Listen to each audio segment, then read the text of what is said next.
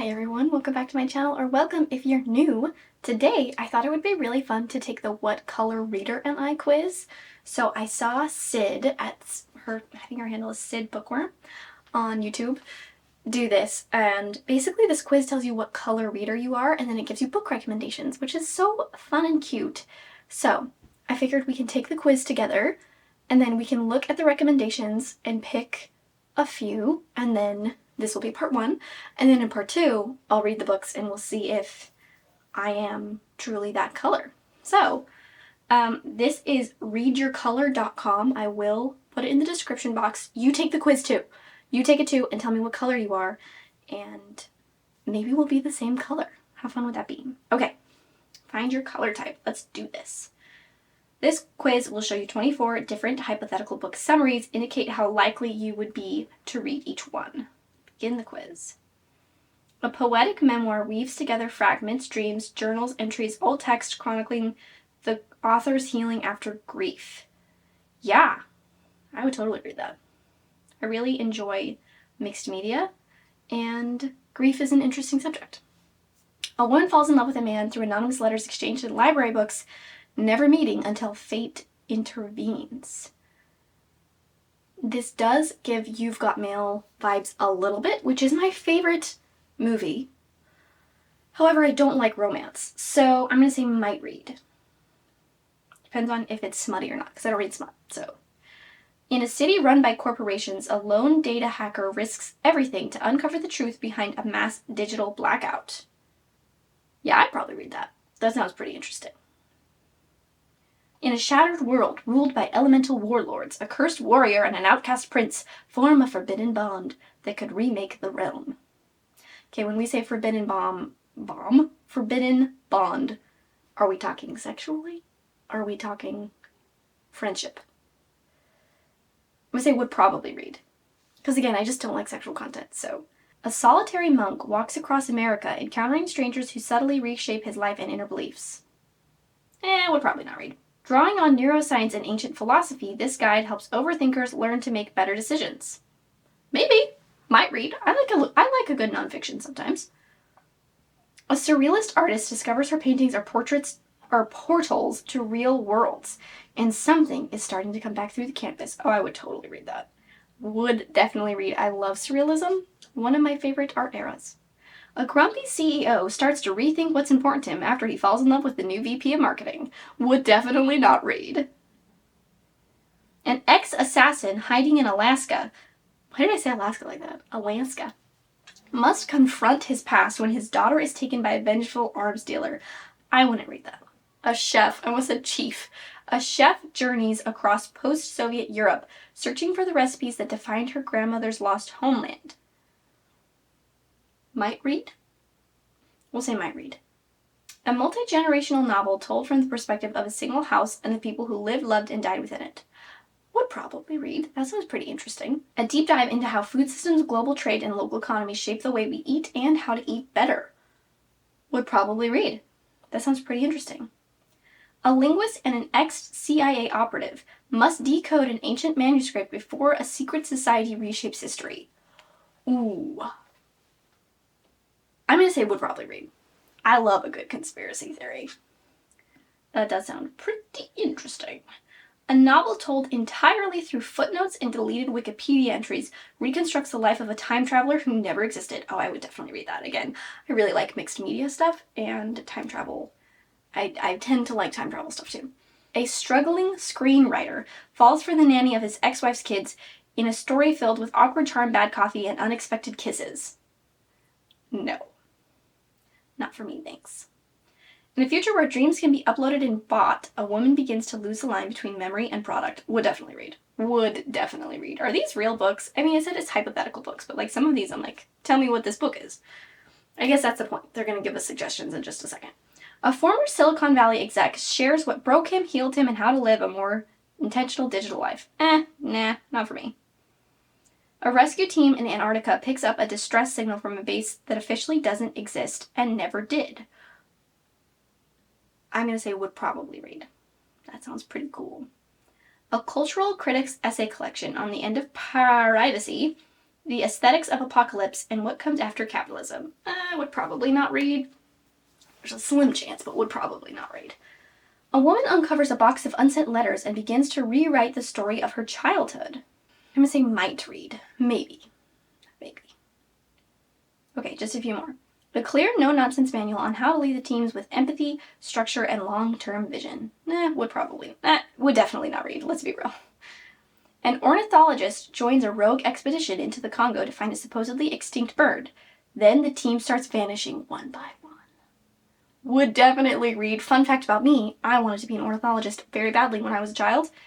I don't know why I chose to not do that, but I still really love birds.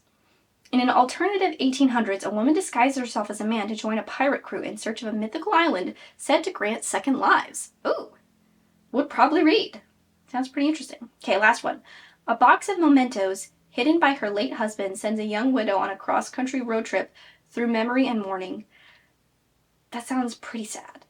Would probably not read. Okay. I am a purple reader. The Unbound Innovator. The Purple Reader is the Unbound Innovator, a bold, unconventional thinker who thrives on experimental storytelling and genre-defying narratives. I feel like that's pretty accurate. They read to challenge norms, stretch their imagination, and fuel radical creativity. After finishing a book, they want to feel intellectually awakened and creatively invigorated, as if they've glimpsed a new way of seeing the world. Okay, interesting. Okay, but it does also give us some general things that we like as purple readers. It says your fiction preferences: experimental and postmodern, surreal or dreamlike fables, books with a non-linear structure or shifting perspectives, genre mashups with speculative fiction with a philosophical edge, literary fiction that breaks form or plays with language. I do like all of those things. Non-fiction preferences: avant-garde essays and unconventional memoirs, speculative cultural criticism, futurist manifestos and radical theory, philosophy or psychology that explores abstract or fringe ideas, books on creativity, innovation, and alternate ways of thinking. Most of the nonfiction that I've read recently that I've really loved have all been like exploration into like animals and nature-y stuff, but there could be some interesting things. Okay, so here are the recommendations. Infinite Jest by David Foster Wallace. Let's see. Let's look them all up and see what they're about. I know what some of these are about. Cloud Atlas by David Mitchell. Kafka on the Shore by Haruki Murakami. The Road by Cormac McCarthy. Life of Pi by Ian Martel. The Left Hand of Darkness. I've never heard of that. Ursula K. Le Guin. The Metamorphosis by Kafka. And Slaughterhouse-Five by Kurt Vonnegut. Okay. I will say, I have read Slaughterhouse-Five, and I did not like it very much. I can appreciate what it was doing, though, and it was well written, but it made me really uncomfortable. So let's see what Infinite Jest is about. Infinite Jest. Set in an addict's halfway house and a tennis academy, and featuring the most endearingly screwed-up family to come along in recent fiction, Infinite Jest explores the essential questions about what entertainment is and why it has come to dominate our lives, and about how our desire for entertainment affects our need to connect with other people, and about what the pleasures we choose say about who we are. To be honest, that synopsis doesn't do a lot for me, but you never know. Let's see. Cloud Atlas, I know, was recommended. It was in the blurb for How High We Go in the Dark. It would say, for people who love Station 11 and Cloud Atlas, read How High We Go in the Dark. I love Station 11 and How High We Go in the Dark, so maybe I'll also love Cloud Atlas. Cloud Atlas begins in 1850 with Adam Ewing, an American notary voyaging from the Chatham Isles to his home in California. Along the way, he befriends a physician who begins to treat him for a rare brain parasite. Abruptly, the action jumps to Belgium in 1931, where Robert Frobisher, a disinherited bisexual composer, contrives his way into the household of an infirm maestro who has a beguiling wife and a nubile daughter. Okay, so it seems like it jumps around a lot, which Station 11 jumps around a little bit. What's her other one called? It's the Moon. something about the moon. Sea of Tranquility. Sea of Tranquility jumps around a lot more than Station 11 does, but How High We Go in the Dark jumps around quite a bit. Kafka on the Shore by Murakami, I know I don't want to read. The Road, I've heard, is pretty sad. I'm pretty sure it's about like a son and a father. A father and his son walk alone through burned America. Nothing moved in the ravaged landscape to save the ash on the wind. That one I could see myself liking. Okay, Life of Pi. All I know is there's something about a tiger in a boat. After sinking a cargo ship, a solitary lifeboat remains bobbing on the wild blue Pacific.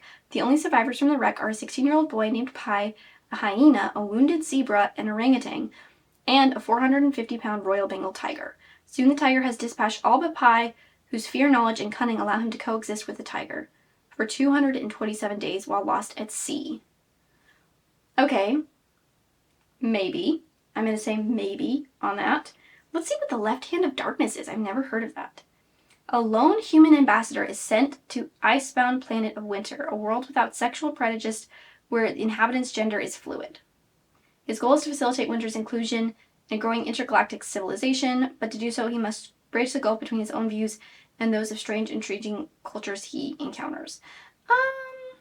Yeah, that doesn't speak out to me too much. The Metamorphosis I know is about a man who wakes up as a bug and is really focused on getting to work. Okay, out of all of these, what do I want to commit to reading? I will read Cloud Atlas, I will read The Road, and I will read The Metamorphosis. And we will see how purpley I am. My next closest percentage is orange.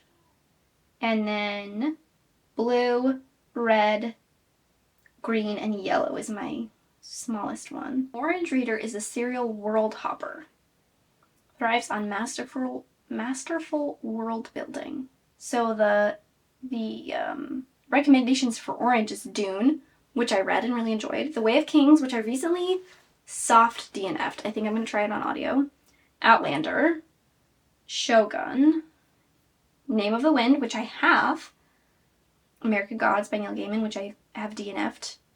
Lonesome Dove by Larry McMurtry. And The Lost City of Z by David Gran. Okay, well, that's an interesting... I think that makes sense for me as my next biggest one because that does, check out. Okay, so what did I commit to? Cloud Atlas, The Road by Cormac McCarthy, and Metamorphosis by Franz Kafka. What's Cloud Atlas by? David Mitchell, I think, is his name? So, thank you for doing this quiz with me. Tell me what you got. I want to know what color you are. So tell me what you got on your quiz, and if you've read any of the books that I've committed to, and I'll see you in part 2 whenever the library holds come off for them, because I gotta check them out from the library. So, whenever those holds come off, I will see you, and we will be reading Cloud Atlas, The Road, Kafka, Metamorphosis. And I will see you next time. Bye!